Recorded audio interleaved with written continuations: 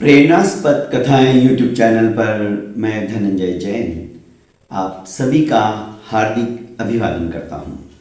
छोटी सी कहानी डीजे की जुबानी। दोस्तों, एक चोर एक दिन अचानक एक बहुत बड़े संत के प्रवचन में चला गया। प्रवचन इतना प्रभावशाली था और हृदय स्पर्शी था कि चोर का मन परिवर्तित हो गया। एक ही प्रवचन से उसे अपने आप पर आत्मग्लानि उसी होने लगी। पश्चाताप के आंसू उसके निकलने लगे और प्रायश्चित की आग के अंदर अपने आप को जलता हुआ महसूस करने लगा। उसने सोचा कि मैंने अपनी पूरी जिंदगी लोगों को लूटने में, उनकी गाढ़ी मेहनत की कमाई को साफ करने में व्यर्थ गंवा दी। कितनी सारी बद्दुआएं मुझे मिली होगी। वो पाप, मैं उस पाप से कैसे छुटकारा पा सकता हूं। प्रवचन समाप्त होने का भी उसने इंतजार नहीं किया और पहला व्यक्ति ऐसा जो प्रवचन चलते चलते उसने खड़े होकर महाराज जी से कहा कि मुझे कुछ कहना है। महात्मा बोले, बोलो क्या बात है। इसने अपना सब कुछ खोल के रख दिया, पूरा हृदय जो भरा था, और माफी मांगने लगा। ये जितने लोग बैठे हैं इनमें से अधिकांश लोगों के घरों में मैंने ही चोरी की है और आज आपका प्रवचन सुनकर मुझे ये एहसास हो गया कि मैं प्रायश्चित स्वरूप अपने पापों का बखान करूं। लोग देखते ही रह गए क्योंकि महाराज श्री का जो प्रवचन चल रहा था वे अंतस्थ को छूने वाली बातें बोल रहे थे। और इसका चोर जैसे का मन भी जब परिवर्तित हो सकता है तो सोचिए, बाकी के लोगों ने भी सोचा कि वाह, कितने उच्च कोटि के संत हैं जिन्होंने इस चोर के हृदय को भी बदल के रख दिया। हम धन्य हैं ऐसे गुरु को पाकर। अंत में जब प्रवचन समाप्त हुआ तो महात्मा के पास जाकर ये कहने लगा कि मैं अब अपने इन पापों का प्रायश्चित कैसे करूं। महात्मा ने कहा, एक काम करो, गंगा जाओ, गंगा में डुबकी लगाओ, गंगा में स्नान करो। हमारे वेद पुराण सब कहते हैं कि गंगा स्नान से समस्त पाप, समस्त कलिमल नष्ट हो जाते हैं। एक नवयुवक उठा और उसने कहा कि माफ करना, एक बात मेरे को समझ में नहीं आ रही है। यदि गंगा स्नान करने से पाप समाप्त हो जाते हैं तो जितने लोग जाकर गंगा में स्नान करते हैं उन सबका पाप तो गंगा में समाहित हो जाता है। वे तो एकदम निर्मल हो जाते जो पापी लोग रहते हैं आपके कथनानुसार। फिर क्या गंगा पापी हो जाती है? महाराज जी के पास इस प्रश्न का सटीक जवाब नहीं था। उन्होंने उस नवयुवक से कहा कि मुझे तुम 1 महीने का समय दो, मैं तुम्हें समुचित उत्तर प्रदान कर सकता हूं। और गंगा के तट पर आकर महाराज जी गंगा को आह्वाहित करने लगे, क्योंकि गंगा के अलावा यह जवाब कौन देगा। गंगा प्रकट हुई उनकी तपस्या से, उनकी साधना से, क्योंकि निर्मल मन के धनी थे कि मां, मेरा एक छोटा सा प्रश्न है कि जितने लोग आते हैं आपके अंदर स्नान करते हैं, सभी पापी लोग आते हैं, तो उनका पाप आप धो तो देते हो, पर वो पाप जाता कहां है? फिर क्या आप पापी हो जाती हो?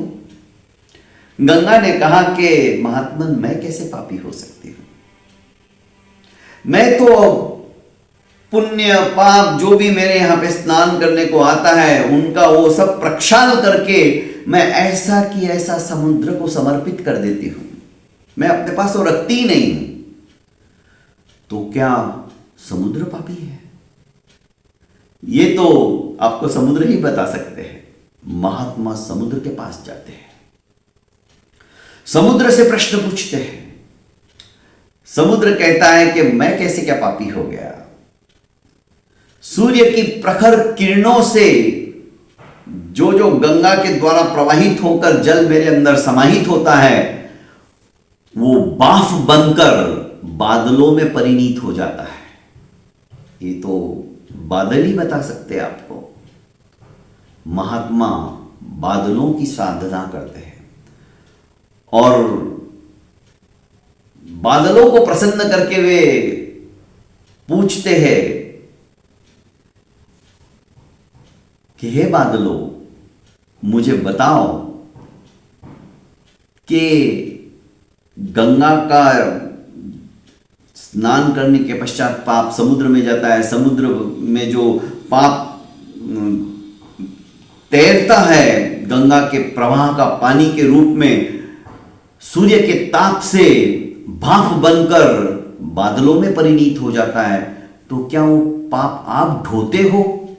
बादलों ने कहा नहीं, हम तो ऋतु के अनुसार, ग्रीष्म ऋतु, वर्षा ऋतु, अलग अलग ऋतुओं के अनुसार समय समय पर हम पृथ्वी के ऊपर बरस पड़ते, पृथ्वी के ऊपर डाल देते हैं। अब आपके समुचित सवाल का जवाब तो पृथ्वी ही दे सकती है। महात्मा धरणी के पास आते हैं और धरा की उपासना करके पूछते हैं कि मां, क्या ये सारा पाप आप ढोती हो कि नहीं? बादल जो पानी बरसाते हैं मिट्टी के अंदर,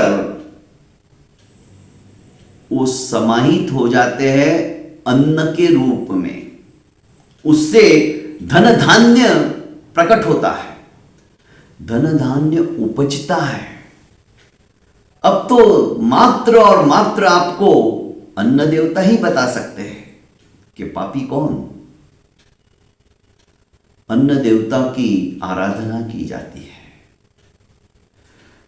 और अन्न देवता जब प्रकट होकर महात्मा के सवाल का जवाब देते, बहुत सुंदर और सटीक जवाब, वे कहते हैं